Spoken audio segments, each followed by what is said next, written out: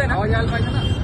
15 August स्वातंत्र्य दिनाच्या दिवशी शिरपूर तालुक्यातील दैवत येथे एका आदिवासी अल्पवयीन 8 वर्षीय चिमुरडीवर पाशवी अत्याचार झाला, बलात्कार झाला। त्या घटनेचा प्रथमतः आम्ही सकल आदिवासी समाज शिरपूर तालुका यांच्या वतीने निषेध व्यक्त करतो आणि त्या आरोपीला, अटकेत असलेल्या त्या आरोपीला वेगवेगळे कलम लावून अॅट्रॉसिटी असेल, पोक्सो असेल, बाल प्रतिबंधक कायदा असेल, राज्य सरकारचा जो काही शक्ती कायदा आहे त्या विविध कायद्यान्वये कठोर अंमलबजावणी करून सदर प्रकरण हे फास्ट ट्रॅक कोर्टात चालवून त्या नराधमाला तात्काळ फाशी व्हावी अशी आदिवासी समाजाची मागणी आहे।